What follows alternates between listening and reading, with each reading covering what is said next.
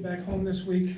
Been on the road for a couple weeks. It'll be nice to get back to US Bank Stadium in front of our home fans, and we need to play well to beat this team.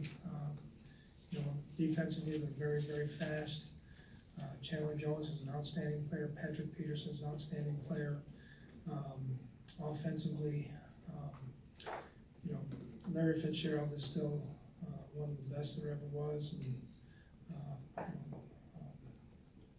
David Johnson is an outstanding back.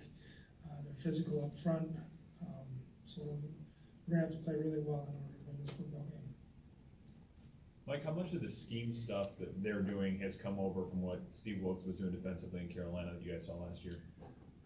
We expect some. It's not. Some of it is, obviously. We expect to see a little bit more of some of the stuff this week, maybe the Buffalo did. You touched upon Larry Fitzgerald. Obviously, he's had an illustrious career. What things have really stood out to you throughout his career? Probably first of all his professionalism. I think he's he's not one of those rah-rah guys. He just tries to do his job the best he can for his team. Runs great routes, has great hands, excellent blocker. In the times that you've had to defend him over the years, maybe what's been the biggest matchup challenge? Well, he lines up so many different places. Is tough. He's always been a tough matchup. But they've got, Nelson's a big speed guy. Kirk is another big-time speed guy. So, they've got a lot of weapons. Gresham was with me in Cincinnati. The other tight end, 86, is an athletic guy. Their team has a whole lot of team speed, both offensively and defensively on special teams. What have you seen from Josh Rosen so far? He's got a big-time arm, very smart, knows where to go with the football, uses his legs to move on occasion, but he throws a really good deep ball. You talk about Larry Fitzgerald moving around so much. Is that required more of number one receivers today's game than maybe 10 years ago? I think it makes it harder to defend, because you never know where guys are going to be, and then, if you're playing zone, if you're playing man, if you're doubling a guy, if you're, there's a lot of different factors that enter into when they're in a lot of different places. Mike, when you had to move Mike Hughes around as much as you have, probably some of it by necessity, but how much does it require of a rookie to be able to jump in and handle all the different things that he has? Yeah, it does a lot.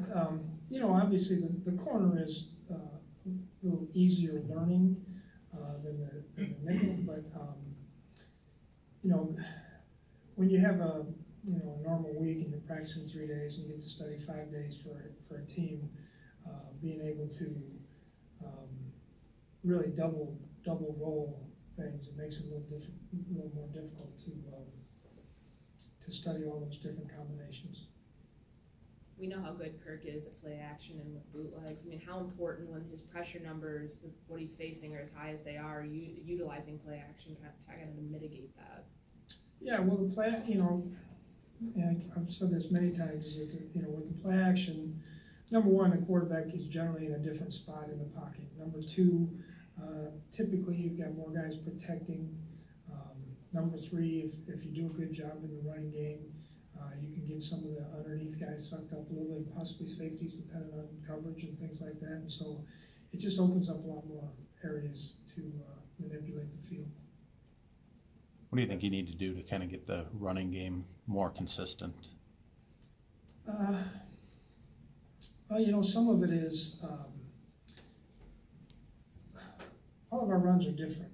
Sometimes we have double team runs where we got to pound off the double teams and then get to the second level. Some of them are zone runs where we've got to cut off guys or push to the next progression in the run.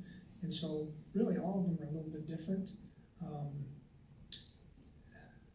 I thought early in the game, I thought we had some pretty good balance in there, and really at the end of the game we ran the ball effectively to win. How important is the screen game if there are times where you can't get it generated to kind of create almost like that pseudo running attack through? Yeah, it's huge. The screen game is huge. If when you see more and more of it and all around the league now, especially off of play action, because linebackers start to hopefully get depth and get out of there, and then, you know, the line has a chance to sift over to where they're in front of running back. But you know, screens and play actions, you know, are typically things that we want to be really good at.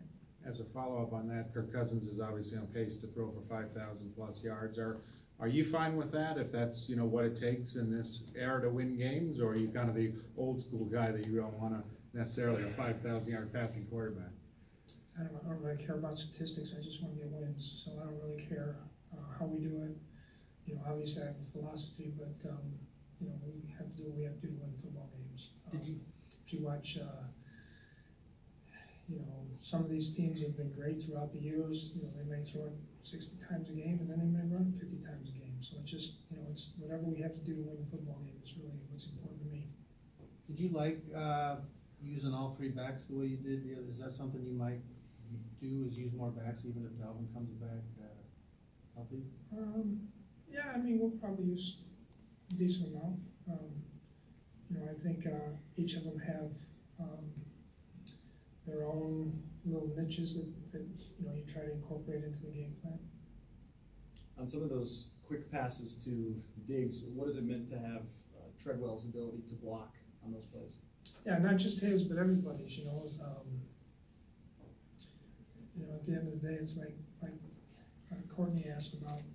You know, some of those are quick screens where, you know, you got 2-on-2 where you're trying to block. You know, there's different ways to get to it. Some of them are, you know, basically that. Mike, how did the two tackles hold up on Bradley, whatever? Yeah, pretty good. I thought they did pretty well. You know, O'Neal battled really well, did some good things, and then and Rashad. Honestly, Rashad, when he went over there, his technique was probably a little bit better. You feel like you're making progress with the offensive line as you get further into the season?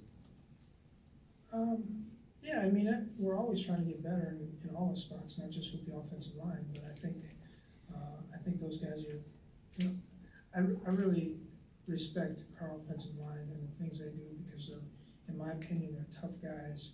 They work real hard. You know, they don't say boo, they just keep fighting. You know, they're trying to, getting better every day. And that's what we have to do as a football team. We have to do it in the secondary, we have to do it in linebackers, we have to do it defensive line too. Is communication kind of the biggest thing? Just kind of knowing where everybody's going to be as the season progresses? They communicate pretty well. You know, I don't think, I mean, that part, we haven't had too many issues that way. What's been the biggest area you've seen 5 games in for Mike Remmers in that transition over to guard full time? You know, it's hard for me to say because I saw him in the spring all the time. So I guess really from last season on until now, is there an area, you know, run blocking, things like that, you see improvement? No, he's always been pretty steady.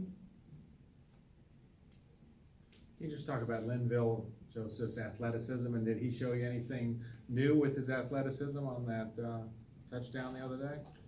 No, because I know what kind of athlete he is. For a big man who's got a lot of physicality, he's a very, very good athlete, and it shows all.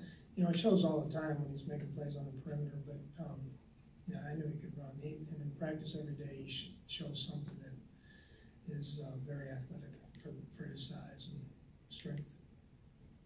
What type of challenge does Chandler Jones present?